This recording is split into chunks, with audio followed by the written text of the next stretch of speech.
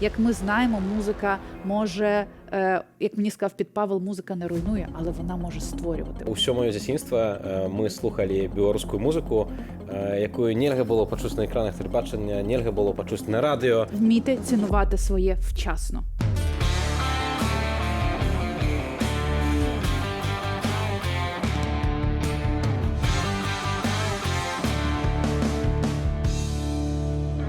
Вітаємо вас! Це «Безвіз», програма, у якій ми без цензури та без кордонів обговорюємо важливі для наших країн теми. Вітав Сівчик. І Тетяна Іванська, господарства, дякую вялікі, што нас каментуеце, ставіце нам упадабанні. Мы таксама са свайго боку заклікаем працягваць нас падтрымліваць. Адзінае, што калі вы з тэрыторыі Беларусі, то памятайце пра ўласную бяспеку, таму што гэты так званы рэжым, тэрарысты, якія ўтрымліваюць уладу ў нашай краіне, нас вызнаюць экстрэмістамі, пакуль што яшчэ не тэрарыстамі, але ведаем, што і людзей саджаюць і пераследуюць таксама актыўных людзей, творцаў пераследуюць. Вось навіна, якая многіх шакавала, гэта затрыманне удзельнікаў гурта «Нізкіс», якія свядома вырашылі застацца ў Беларусі. Но як бачым, спадарства ўсіх вось людзей, якія сапраўды такія годныя, свабодныя, публічныя, стараюцца ізаляваць ад грамадства. Вельмі прыкра. І наші таксама спачуванні. Ти знаєш, Вітав, я говорила з вашим відомим рок-музикантом Підпавлом. До речі, дивіться, МІД разом із... Крос-промоція. Так, промоція. Промотую програму МІД із Підпавлом. І я не з одним музикантом говорила. Я думаю, люди, які дивляться Белсат, можуть це побачити. І я задаю їм завжди одне питання. Чого боїться Лукашенка? Як ти вважаєш? Ось цих саме людей, музикантів, чи він боїться їхньої творчості, їхньої музики? Тому що, як ми знаємо, музика може, як мені сказав Підпавел, музика не руйнує, але вона може створювати. От музика ж може створити протестний рух. Але от Лукашенко, він боїться саме музики, саме творчості чи людей? Ён боїться і таго, і таго. Увогуле, мы ведаем, што музыка сапраўды можа вельмі добра ўзбуджаць такія пачуцці ў людзей. Музыка здаўна заклікала, напрыклад, на бой, калі былі бітвы яшчэ ў сярэднявеччы, і з гэтым звязана, як не дзіўна, даследчыкі гавораць, напрыклад, цэнзураванне, дзіўна гучыць, але цэнзураванне народных інструментаў у часы савецкай акупацыі. Тое, што, напрыклад, тую самую дуду не дазвалялі, там нідзе не паказвалі. Ну чаму? Бо дуда асацыявалася, напрыклад, з рыцарамі, так якія ішлі ў бой. Вось да такой ступені даходзілі. Ну і тут Лукашенко, который, дарэчы, заявіў зараз, ён, ведаеш, як спісту нават хлусіць, мне здаецца, ён заявіў, што ніколі ў Беларусі не пераследавалі творчасць, хаця это абсалютная бздура. І акурат заявіў гэта практычна на наступны дзень пасля суда адміністрацыйнага над удзельнікамі гурта «Нізкіс». Вось, так што, ён вораг свабоды, ён вораг творчасці, вораг усяго, што вось такое жывое, так? Ён хоча, каб ён адзін толькі мог ляпаць языком, казаць, што хоча, а ўсе толькі може, він ще й виступати хоче один? Ён же спяваў калісьці там з Веркай Сердючкай, так, калі наша прыїжджаў у Віцебск, так што... Мені здається, Андрію Данилку за це не дуже приємно, напевно, не дуже приємний спогад, але тим не менше, ось ти ж був у Білорусі, ти жив у Білорусі. Наскільки велику роль грала білоруська музика? Справа ў тым, што ўсё маё дзяцінства мы слухали беларускую музыку, якую нельга было пачуць на экранах тэлебачання, нельга было пачуць на радыё. Я думаю, што гэтым вялікая розніца з Украінай, таму што я ведаю, што ва Ўкраіне, можа, і раней, у часы, скажем так, да такога моцнага нацыянальнага абуджэння было пэўнае засілле расейшчыны, але можна было пачуць украінскую музыку на радыё, там ці у Беларусі вось, проста было такое, што былі чорныя спісы людзей, якія спявалі, якія мелі незалежніцкую пазіцыю, іх проста не дапускалі. Але це було і в 90-х роках, чи лише гэта было і ў канцы, не, у пачатку 90-х, просто я яшчэ тады не нарадзіўся, я не застаў час свабоды, я завжди забуваю, що ти такий маленький. Вось. Так, можа, для украінскай аўдыторыі гэта дзіўна, але так сталася, што я практычна ўсё жыццё пражыў пры гэтай уладзе Лукашэнкі, так, незаконнай. І я на сабе гэта таксама адчуваў. Таму ўсё, што незалежнае, беларускае, для мяне гэта з дзяцінства было у хаце, дома, сярод сяброў, але ў пэўным, як гэта дзіўна, не гучыць падполлі, таму што гэта не было на экранах тэлевізара, не было ў радыёэфіры і так далей. Вось, і мы слухалі там беларускі рэп, беларускі рок. І гэта творцы, якія заўжды часта былі апазіцыйныя, так, яны заўжды выказвалі свой пратэст, бо чалавек, мне здаецца, які творчы, які свабодны, ён увогуле часта выступае нават у заходніх краінах супраць любой улады. Так, а калі кажам пра тое, што ў нас творыцца, то гэта, часта быў як абавязак нават творцы такі унутраны. Слухай, власне, реп – це і є музика протесту. Безумовно, правда? безумовно. Звичайно, дуже дико звучить білоруський реп, російський реп. Я вважаю, що не російського репу, не російського року взагалі не існує. Але для мене було новиною і дивиною, що існує білоруський рок, і він існував. Навіть коли його душили, все рівно він збирав Ён акурат ад гэтага, мне здаецца, адраджэння і музыкі, залы. акурат адраджэння такой нацыянальнай музыкі ў канцы 80-х, пачатку 90-х рок, ад року і пачалося спадарства. Як чуеце, мы размаўляем пра музыку, бо сёння гэта тэма нашага выдання. Пагаворым пра тое, што было ва ўкраіне і таксама як музыка нараджалася ў Беларусі. Так, я вам скажу, я пам'ятаю, я старша за Вітовта, і якраз моя юність, школа молодша, старша, така середня школа, не буду казати, скільки мені років, вона якраз припала на розквіт української музики, коли з'явилися перші україномовні альбоми Ірини Білик, Ель Кравчука, Олександра Пономарьова, коли ми всім класом співали їхні пісні, коли було просто засилля українських гуртів різної якості, але вони були. І потім я спостерігала за тим, як все йде на спад, як, на жаль, і зараз деякі слухають російську музику, попри те, що в нас летять російські ракети. Але все ж таки українська музика завжди жила, попри все, і завжди відігравала значну роль в житті України. Давайте зараз подивимося, як розвивалася українська музика. Василько пшеницю сіє, віє, посіває, на маланочку споглядає. Ой, дівчата, де ж то наш Василько забарився? Ну ж бо, кличмо його сюди. Ой, піду я до млина, до діявого. Колядки, народні і обрядові пісні, історичні думи та балади – це все завжди супроводжувало становлення української нації, оспівувало її трагедії та перемоги. Про жанрове розмаїття української музичної культури свідчать фрески ще на стінах Софії Київської часів XI століття. На них зображені музики, які грають на різних інструментах. На початку XIX століття українські музиканти почали звертатися до народної тематики і обробляти народні пісні. В оркестр додали кобзу, бандуру, цимбали тощо. Так, в українській музиці з'являються перші симфонічні та камерно-інструментальні твори. У 1918 році заснували Державний симфонічний оркестр України та Кобзарський хор, а у 1922 році в Карнегі-холі в Нью-Йорку зазвучав «Щедрик» Миколи Леонтовича. Згодом цей твір став відомий на увесь світ. Втім, із приходом радянської влади українського композитора вбив агент ВНК. Власне, за часів СРСР українську музику і композиторів почали знищувати і забороняти, а українську пісню зображували музикою селян. У 80-х роках в Україні зародився рух культурного спротиву. З'явилися нові пісенні колективи, україномовні видання та радіостанції. Відбувся перший український музичний фестиваль «Червона рута-1989». На сцені виступали гурти «Воплі від Оплясова», «Брати Гадюкіни», і тоді ж зі сцени зазвучав і гімн «Ще не вмерла Україна». Слава Україні! Василь Зінкевич, Тарас Петриненко, Іво Бобул, Ніна Матвієнка та інші – всі вони дали старт українській сучасній музиці. Перші україномовні альбоми Ірини Білик та Ель Кравчука стали бестселерами, а Олександр Пономарьов першим представляв Україну на Євробаченні. Згодом кришталевий мікрофон в Україну привезли Руслана, Джамала та Калуш оркестра. Останні не лише виграли Євробачення, а й стали голосом Азову. Please help Ukraine, Mariupol! Help Azovstal right now! Зараз в Україні новий етап розвитку української музики. Панк, хардкор, поп-музика. Незважаючи на стиль майже в усіх піснях, сьогодні є біль війни. Протягом кількох століть українська нація, її культура, ідентичність та музика були подразником для Московії. Всі, хто говорив чи співав про незалежність України, про свободу та дух нації, потерпали від терору, помирали в засланні або були застрелені. Втім, повністю винищити українську пісню Радянський Союз і Росія ніколи не зможуть. Вось ты згадала таксама пра Еўравізію, што Украіна тройчы перамагала. Я памятаю, хіба што ў 16 ці ў 17 годзе, калі таксама вось пасля перамогі Джамалы у Киеве праходзіў канцэрт, і як у перапынку выпусцілі гурт «Унука», так? І гэта мелася быць такое забаўляльнае, пакуль там падлічвалі галасы, ці там пакуль раяліся журы, але аказалася, што гэта было, ну, для многіх найлепшае выступленне ўвогуле на Еўравізіі. Увогуле, вось на твою думку, наколькі конкурс Еўравізіі таксама прыцягваў увагу да ўкраінскай музыкі, можа, унутры самой Украіны? Ну, по-перше, всередині самої країни завжди відбуваються срачі довкола того, хто представлятиме Україну на Євробаченні.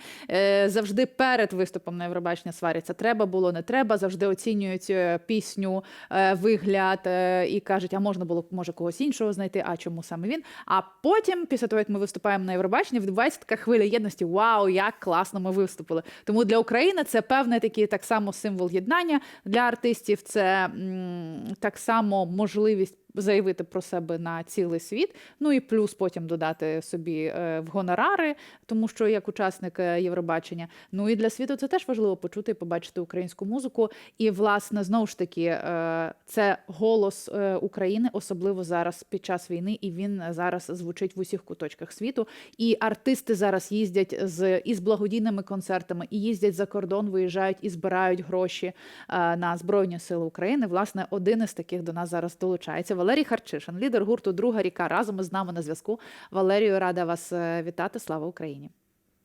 Героям слава! Валерій, до речі, також нещодавно вони повернулися за кордону. Так само збирали на Збройні Сили України. І я знаю, там достатньо вони назбирали і багато що купують для нашої армії. Валерій, говоримо про розвиток української музики зараз в Україні. От на твою думку, що допомогло українській музиці вижити? Тому що якщо ми говоримо, наприклад, порівнюємо з Білоруссю, де панує руський мір зараз в обличчі Лукашенка, то там не почуєш білоруськомовних пісень. У нас, ми пам'ятаємо, були, ну, навіть під час Радянського Союзу був якийсь Василь Зінкевич, були білоножки. І потім якось все це відбувалося засилля російської музики, але все рівно українська музика, вона вижила. Що їй допомогло? Я би сказав, що трохи некоректно стоїть питання. Насправді, у нас завдяки війні, завдяки тому, що сталося з нами останні 9 років, музика перебувала в стані шаленого розвитку, тому що це були передумови для розвитку. Тобто війна, як не прикро, стала причиною швидкого розвитку, і навіть ті музиканти, які вимушено стали українцями, вони отримали інші, так би мовити, предлагаємо обстоятельства і стали українцями, і стали носіями української музичної культури. Тому у нас якраз все навпаки. Тобто війна стала причиною розвитку української музики. Вона розвивалася і раніше, але в ті часи, коли була лагідна українізація, ще за радянських часів, вона носила характер якоїсь шароварної музики, решта там нової молодої сцени були все ж таки дисидентами, але вони були. І якщо говорити про порівняння, якщо це коректно говорити про порівняння і взяти нас за приклад для розвитку білоруської музики у Білорусі, то це, мабуть, треба починати з того, що в Білорусі поки що нема таких, на жаль, чи на щастя, таких передумов для такого стрімкого і швидкого розвитку білоруської музики. Так, але коли... Війна Вибач. і кров людська, вона і є тією жахливою, але і водночас потрібною причиною для розвитку культури, зокрема музичної. Так, але до війни, Валерію, давай згадаємо, скільки, ну, спочатку були україномовні альбоми, у вас завжди були україномовні альбоми, так? А, наприклад, беремо Ірину Білик, Лободу, в якої, здається, ну, ні, в Лободи, здається, взагалі не було там україномовних пісень, але були україномовні пісні, україномовні альбоми, а потім відбулося засилля російської мови. От тому я кажу про те, щоб виживати. Українська музика завжди конкурувала з засиллям російської мови. Окей, вона все одно вижила за рахунок тих дисидентів, я би казав, тих патріотичних музикантів, які попри те, що було засилля російської музики, і нас всіх занурювали в російський музичний простір, інформаційний простір, завозили сюди гроші для того, щоб поширювати саме російську музику. Попри те, у нас залишалися там 10-15 артистів, які ні за що б не поїхали в Росію, ні за що не переходили б на російську мову і не поширювали, не ставали такими носіями поширення російської музики. Саме завдяки цим дисидентам, я би казав, вона і вижила. Так. І треба сказати, що це були не зовсім дисиденти андеграундні, це були все ж таки люди, які протягом десятиліть можуть вийти і зібрати, якщо не стадіон, то палац спорту український, київський. Калі кажам, так Це само такі, як Океан Ельзи, там, чи та сама Друга ріка, чи... А власне, тільки хотів сказати, що не применшує, тому що друга ріка теж може зробити солдаут. Так. Ми таксама вось памятаем яшчэ такія значна трошкі лепшыя часы, і Океан Ельзи таксама, дарэчы, у Беларусь прыязджаў, таксама збіраў стадыёны. Калі ж кажам пра беларускіх музыкаў у Беларусі, то ім, як бы, увесь час, пакуль пануе лукашызм, там забараняліся канцэрты, іх не пускалі на радыё, на тэлебачанне і так далей. Вось, і як бы музыка выходзіла трошкі з падполля да людзей, беларуская незалежная. Хацеў таксама запытаць вось пра росквіт украінскай музыкі. Я ведаю, што ва ўкраіне ёсць законы аб квотах на тэлебачанні, на радыё. Наколькі вось з вашага досведу, на вашу думку, таксама такая заканадаўчая ініцыятыва паўплывала на росквіт айчыннай музыкі? Бути відвертим, введення квот, хоч і не дотримувались українськими мовниками, але у повному обсязі. Але це допомогло так само розвитку української музики. І я вважаю, що законодавчо потрібно було б ще років 10 тому заборонити, в принципі, поширення російської музики, російської культури в Україні як носія агресивного інструменту, агресивного впливу. Вони нас занурювали і перетворювали нас у москалів, перетворювали нас у росіян таким чином. Тому це слід було заборонити. Єдиний правильний закон про квоти, який було прийнято ще задовго до повномасштабного вторгнення, він дійсно допоміг. Але такий самий закон про заборону російського контенту в публічному просторі, він дещо запізнився, але це нам допомогло б навіть я не боюсь цього, що допомогло б і зупинити російську агресію або ж відтягнути її на якийсь певний час, можливо б і взагалі ми б зараз не мали б війни, бо все, як відомо, починається з культури, з мови.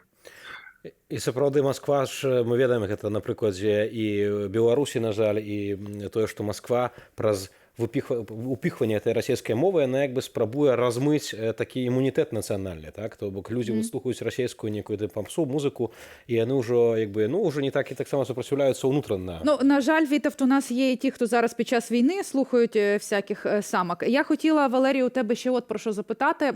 Українська музика справді зараз розвивається, і попри те, що є, от як ти кажеш, зараз і шароварщина, але є і достойні гурти, і достойні пісні, і достойні виконавці, яких справді хочеться слухати, і які займають певні сходинки і на Apple Music, і на Spotify. Але от, власне, говорячи про твори, про те, як далі виживати, як виживають українські артисти, що у нас зараз з авторськими правами і з роялті, наскільки важко за це боротися, і от де ми тут в сучасному світі? З одного боку, дійсно, культура розвивається, але за нами не поспішає медіа. Тобто, якщо вони використовують твори, використовують не тільки український контент, а й світовий, вони б мали сплачувати роялті за використання цього контенту. І найбільша біда у нас, і найбільша прогалина – це саме у стосунках з великими медіа, тобто з телебаченням, які відомо, що сплачують половину від загального обсягу роялті у світі. У нас же ж вони сплачують поки що 0. Краща картина з радіостанціями, які наразі почали сплачувати якісь невеликі суми. Але це такий крок назустріч, я би казав, соціально відповідальна культурна місія підтримки радіостанцій музичного контенту, зокрема і українського. Але ми не стоїмо на місці. Малий бізнес, він як сплачував роялті, так і сплачує. Інша причина, що вони сплачують хаотично і не туди, куди потрібно, але кафе, бари, ресторани, рітейл почали сплачувати роялті вже давно. І наступним, про кого слід згадати, це платформи світові. Туди не може втрутитись держава, і слава Богу, туди не може втрутитися шахрайський бізнес, тому вони сплачують нам в повному обсязі, якщо говорити про одну глобальну платформу. І якщо про решту великих платформ, то в стадії підписання або в стадії якихось перемовин знаходимося з кожною з них. Це вже добре, так. Спадар Валерый, вось калі кажам таксама пра росквіт музыкі ўнутры краіны, вось Тацяна згадвала, што вы таксама ездзіце цяпер з канцэртамі ў замежжа, дзе таксама збіраеце сродкі для збройных сілаў Украіны. Хацеў вас запытаць вось наконт такой міжнароднай аўдыторыі, наколькі гэта, ці гэта украінцы замежжа, ці таксама удаецца выходзіць украінскім музыкам на аўдыторыю менавіта іншых народаў, так? Тое, што людзі, якія можа нават і не разумеюць украінскай мовы альбо вывучаюць толькі украінскую мову, замежнікі вось з ахвотай слухаюць українську музику. Будемо відвертими, українська музика потрібна українцям, як полякам потрібна польська музика, і це абсолютно нормально. Як в Польщі є артисти, які збирають стадіони, так і в Україні є артисти, які збирають стадіони в своїй країні і за її межами якусь частину українців або всіх українців, тому що приїзд українського музиканта в деякі міста є справді дивом, вони на це очікують все своє життя, ми з такими зустрічалися. Але переважна більшість концертів проходить саме з українською публікою. І це нормально, іноді потрапляють там якась частка 5-10, можливо, більше відсотків локальної публіки, тобто іноземці, які, не іноземці, а саме локальна публіка, і вони з захопленням деякі з них відкривають для себе, в тому числі і Другу ріку, я таких бачив, і люди приходили на наші концерти завдяки там запрошенням своїх українських друзів і були здивовані, в принципі, здивовані існуванням такої музики і її якості, не буду скромним. Тому це тільки початок. Я не кажу, що і не ідеалізую в загальну українську музику, українських виконавців, але ми такими своїми виїздами, своїми турами, яких стало, буду відвертим, набагато більше під час війни, ми, можливо, запровадимо якийсь тренд, якщо це дійсно, як кажуть, зайде в тій чи іншій країні. Ну, це, знову ж таки, залежить від двох країн, від Америки і там, Британії, наприклад, у більшій мірі. Але ставши популярним в Німеччині чи там в Польщі, ми також інтегруємося. І це потрібно робити. Я би казав, що колаборації, які я хотів запровадити завдяки нашій організації, тобто переспівувати пісні там поляків чи пісні тої чи іншої країни, саме топ-хіти, не вигадуючи нових пісень, і обмінюючись тими хітами. Вони співають хіт, наприклад, Другої ріки в Польщі, ми співаємо якийсь польський хіт тут в Україні. Таким чином ми збільшили б і надходження роялті в ту чи іншу країну, і в тому числі ми б поширювали і знайомили б українців з польським, поляків з українським. До прикладу, можете поставити і будь-яку іншу європейську країну. В кожній країні Європи є топ там 10 авторів, які дійсно можуть зібрати стадіон. Топ 10 виконавців, які можуть зібрати стадіон. Так само і у нас. Тому такі колаборації вони необхідні і вони могли б стати таким рушійним джерелом інтеграції українців в Європу. Валерію, в мене останнє питання. Ну, по-перше, побажання, щоб це такого справді було більше. І в мене останнє запитання. От ми говорили, і я говорила з різними білоруськими музикантами. Я питала, так, музика білоруська, вона, ну, чи взагалі музика може бути протестом? Чи може музика зруйнувати? Натомість мені казали, що музика навпаки створює. На твою думку, музика може зруйнувати авторитарні якісь режими? Чи музика має навпаки створити поруч щось прекрасне, і тоді це прекрасне переможе авторитаризм, тоталітаризм, це от все? В сучасних умовах мені здається, що ми не обійдемося створенням прекрасного. Все ж таки музика, зокрема рок-музика і постаті, які її виконують, це протест як фізичний, так і творчий. І мені здається, що пройшли ті часи, коли створенням прекрасного, співаючи про кохання, як в часи Бітлз, ми можемо щось змінити в цьому світі. Світ жорстокий, і такі ж мають бути правила із боку музичної культури. Це правда. Дякую дуже, Валерій, за те, що долучився до нас. Дякую дуже за те, що робиш для України, для української музики, для українського війська. Валерій Харчишин, лідер гурту «Друга ріка», був разом із нами на зв'язку. Спадарства, вось мне Тацяна таксама распавяла, што спадар Валерый, ён жыве недалёка ад Кіева, ягоны дом акурат быў знішчаны падчас паўнамаштабнага расійскага ўварвання. Цяпер спадар Валерый адбудоўвае гэты дом, нават вядзе на YouTube-канале. Є YouTube-канал, який називається «Харчишин будує», подивіться, будь ласка. Вось, так што бачым, у Беларусі спадарства мы ведаем, што музыкаў арыштоўваюць, іх проста, ну, з іх здзекуюцца абсалютна, вось як, напрыклад, гурт Торбэнд, дзе іх спачатку трымалі і арыштоўвалі канкрэтна кожны раз за кожную песню, якую наспявалі, іх арыштоўвалі, потым у выніку далі велізарныя крымінальныя тэрміны. У такіх складаных умовах таксама развіваецца беларуская музыка. Калі ж паглядзім на гісторыю нашай музыкі, то яна мае свае карані. Давайте паглядзім сюжэт.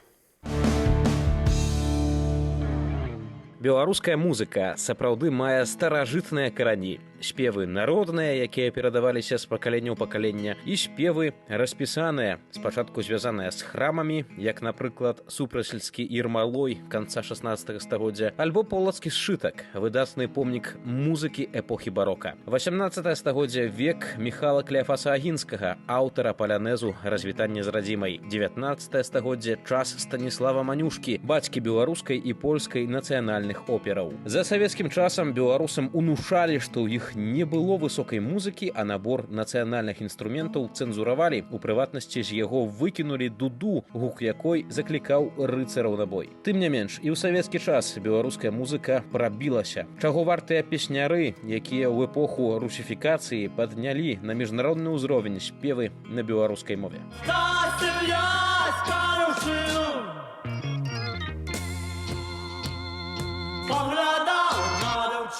80-е і 90-е – гэта росквіт беларускай сучаснай музыкі. Беларускі рок, крама, НРМ.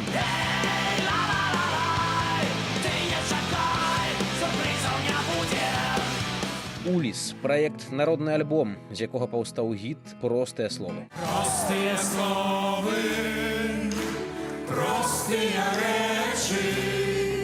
Усё гэта рабілася насуперак прарасійскаму рэжыму. Дзяржава не толькі не дапамагала развіваць айчынную музыку, але і перашкаджала. Адміністрацыя ўзурпатара рассылала на радыё і тэлебачанне чорныя спісы. Многім музыкам забаранялі збіраць канцэрты ў Беларусі. Так важным асяродкам стаўся фестываль басовішча на польскім Падляшшы. Прытым, як толькі хватка рэжыму аслаблялася, беларуская музыка здабывала сваіх прыхільнікаў. Гарадзенскі панк-гурт «Дзецюкі» сарваў сапраўдны фурор падчас на рэдкасць магчымасць дазволенага святкавання стагоддзя БНР у Менску. Сярод міжнародных здабыткаў перамога на дзіцячай Еўравізіі Ксеніі Сітнік у 2005, а ў 2017 на Еўравізіі дарослай упершыню прагучала песня па-беларуску у выкананні гурта «Наві Бэнд». Год 20-й прынёс нацыянальнае абуджэнне і цікавасць да ўласнай музыкі, але таксама і страшэнныя рэпрэсіі. Гэтак музыкаў рагачоўскага гурта «Турбэнд», чые песні ставалі гімнамі змагання, асудзілі на тэрміны ад 7,5 да 9 гадоў зняволення. Многія беларускія музыкі цяпер знаходзяцца ў вымушанай эміграцыі, як, напрыклад, рок-зорка Лявон Вольскі, які разам з калегамі нядаўна выдаў тэматычны альбом «Эмігранты». Рэжым працягвае пераслед творцаў, якія свядома вырашылі застацца на радзіме. Гэтак 6 студзеня стала вядома пра затрыманне 3 чальцоў папулярнага гурта з Магілёва «Нізкіс». Вітовт, чесно кажучи, я не чула жоден з цих гуртів, крім Наві Бенд. Звичайно, для мене це було відкриття. І він якраз тоді, так, знаєш, ліг в мій настрій. І я його навіть слухала кілька пісень. Але усе інше, що я бачила, навіть якісь фестивалі, я про це навіть не чула. Чому так? Тому що я, наприклад, знаю, що білоруські гурти приїжджали навіть на Атлас в Київ. Тобто вони знають про українські фестивалі. Вони приїжджають до української публіки. І от вони про нас більше знають, чим ми про вас. Так. Слухай, так само, як я казав, що Океан Ельзи, наприклад, приїжджав у Мінськ, так? І так само збирав стадіони. І Океан Ельзи був популярний, наприклад, калі я вучыўся ў школе. І мы таксама слухали гэтыя спевы. Праз гэта, магчыма, дарэчы, больш беларусаў ведае украінскую мову, чымся наадварот. Я таксама такую заўважыў з'яву, бо музыка акурат спрыяе вывучэнню мовы. Яшчэ адзін момант, ведаеш, магчыма, гэта проста вельмі суб'ектыўна, і ў каментарах зараз паляцяць камяні ў мяне, маўляў, што я проста, можа, паказаў гурты, якія там, напрыклад, можа, больш мне падабаюцца. Ведаю, што ва Ўкраіне ёсць вядомыя беларускія гурты, такія як, напрыклад, той самы Ляпіс, там ці Брутто, так, звязаная з Сергеем Міхалком. Так. Ну, ён увогуле зараз абраў, ён жа абраў потым Украіну як месца жыхарства, так. Вось. Таму я думаю, што і украінцы акурат ведаюць беларускія гурты, проста, можа, іншыя, не тыя, каго я згадаў у сюжэце. А да нашага эфіру я хацеў бы далучыць вось чалавека, таксама вядомага беларускага музыку, якога вось акурат я слухаў у сваім дзяцінстве на касетах, як то кажуць, то чалавека... Перематував на олівці? Так. Я добра гэта памятаю. Чалавека, якога нельга было пабачыць з экрана дзяржаўнага тэлебачання, але можна было паслухаць на магнітафоне. Барт, змісер Бартосік з намі на тэлефоннай сувязі. Спадар змісер, вітаю вас.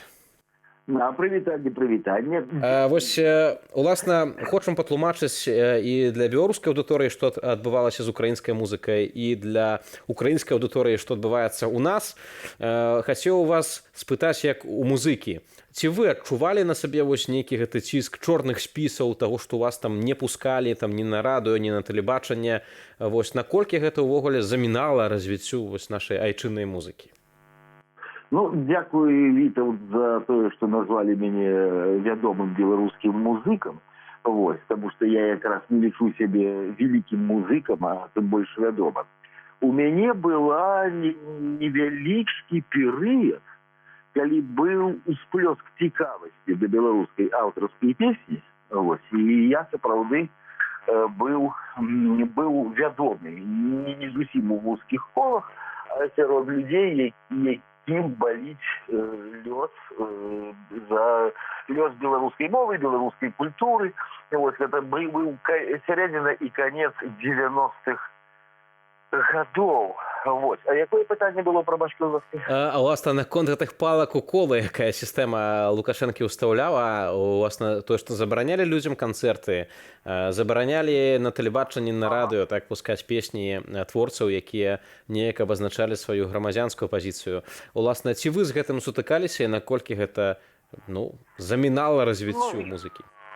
Напэўна, я ўсё ж такі не паспеў адчуць на сябе, я не паспеў набыць той шырокай папулярнасці, каб адчуць на сябе холоднае дыханне афіцыйнай прапаганды і гэтых чорных спісаў.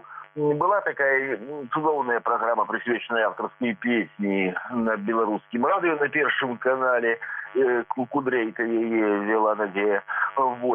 І там я регулярна круціўся. У меня быў сольны канцэрт, на жаль, першы і апошні. Это было на вольной сцене у Менской, это то, что сегодня называется театр белорусской драматургии. Мгм. Вот, и после, ну, правда, вот после этого концерту, где это был який год? 96-97. Это самый-самый початок дней Александровых начала, короче, словами Пушкина. Но после этого концерту уже никаких сольников и не было. Вот. Хотя он прошел судовно, была полная зала. Вот. Но, напевно, уже Мгм. Пан на меня отреагировали. Меня зауважили, скажем так. То бок кожнага, каго заўважалі, таго пачыналі абсякаць, так? І не давалі далей проста вырасці далей да больш шырокай аўдыторыі. Пане Зміцер, а в мене якраз про це питання. От якщо білоруська музика, вона існує в сучасній Білорусі, в Лукашенківській Білорусі, вона існує лише в підпіллі, тобто вона не масово слухається. Чому Лукашенко так завзято з нею бореться? Що саме він боїться? Що підпілля вийде на вулиці знову? Я так думаю, что любое проявление чагосьці живого, а все, что по-белорусски родилось с конца 80-х годов, оно было живое и не советское, не то, что антисоветское, просто не советское, не в этой колхозной стилистице зроблено, и оно интуитивно выкликае у советского человека ворожесть. Нават калі яно здаецца не вельмі папулярнае, але рэакцыя ідзе адназначна. Так, гэта несе небяспеку, гэта штосьці не тое. Все должны слушать колхозные песни, петь хорами. И белорусская культура – это хор колхозных песен. Вот. И все, что вытыркается за этих межаў, это трэба. Вось вы так досыць крытычна акрэслілі тое, да чаго хочуць звесці беларускую культуру.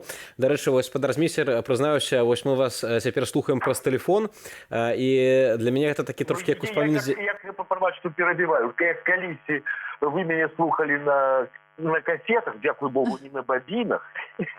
Ну, дакладна, так. Вось у мяне падобныя ўражанні, а яшчэ такія ўражанні, як, напрыклад, там на лецішчы, калі яшчэ слухалі Радыё Свабода па прыёмніках. Вы таксама у свой час былі рэпарцёрам Радыё Свабода, аб'ездзілі таксама Беларусь, розныя закуткі нашай краіны. І хацеў вас запытаць, такое вось напрыканцы нашага выдання эфіру, калі кажам пра наш народ, наколькі, на вашу думку, ён спеўны? Быў спеўны. Был невероятно спевный. Это я цудоўно ведал, что вот на нейкім гародзе нейкая старая, штосьці там поліць, штосьці там творыць. Я ведаю, что мне только варта задать пытанне про нейкія обрядовые песни, весельные, что это мотыка будзе откинутая в бок, и на меня просто польется поток, плынь польется всяких стародавних песен. Вот, и я это цудоўна веду. Вот. Сапраўды ён быў спеўны, тое пакаленне. Калі б нейкай гэтай старой ці старому я задаў бы такое пытанне, а вы не саромеецеся гэтых песен? Вам не соромно, гэта спеваецца такое старье. На мяне паглядзелі у лепшым выпадку як на хворага, убогага, ідыёта. Вот. Потому что гэтыя песні, гэта іх жыццё. Яны з гэтымі песнямі нараджаліся і паміралі. Вот. А вот іхныя дзеці, якія ўжо паехалі ў гарады, і для якіх гэта все было колхознае старье, і якія перайшлі на гарадскую мову, на гарадскія песні, вот для іх гэта ўжо было абсолютно не могу сказать ворожае, але это тое, что трэба схаваць куды-нибудь у куфар стары, пакінуць там на вёсцы, вот, и перайсці на нешта новое и современное. И вот с чым адбылася галоўная беларуская беда, что тое пакаленне разом с песней не перадало, ну, кажучы высокопарно, любоў да свайго, а гэтае пакаленне не зразумела, які яно мела старт, вось, і гэты старт был выкінуты. І насамрэч такі яны колхознікамі і засталіся са сваімі гарадскімі песнямі, тому што колхозныя песні это тое, што яны пасля слухалі на сваіх магнітафонах у выглядзе такой невысокага пашыбу попсы. Ну. Вот. Так што спеўны народ быў. Той беларускі народ. Так. Спадар Зміцер, дзякую вам вялікі за ваш аповед, таксама, што знайшлі час далучыцца да нашай праграмы без візу. З намі на сувязі быў беларускі бард Зміцер Бартосік, спадарства. Ну, вось бачым, ёсць такое пэўнае вычышчэнне памяці праз музыку таксама, таму што вось для жыхароў ва ўкраіне, для украінцаў гэта ну проста будзе дзікасць. Напрыклад, калі зараз арыштоўваюць там чальцоў розных гуртоў, напрыклад, Торбэнд арыштавалі, калі то не проста арыштоўваюць іх, але захапілі, напрыклад, іх на YouTube канал і ўсю іхную творчасць, якая збірала больш за 1 мільён праглядаў, это пры тым, што іх нікуды не пускалі, ні на раду, нікуды. Песні на беларускай мове. Іх усіх выдалілі проста. Спецыяльна, каб нават у інтэрнэце гэтага не было, але інтэрнэт памятае, можна ўсё роўна знайсці. Єдине, на чому хочу зауважити, те, про що сказав пан Зміцер, вмійте цінувати своє вчасно. Сапраўды, і трэба памятаць пра сваё і шукаем уласных музыкаў, уласнай песні. Слава Україні! Живе Білорусь!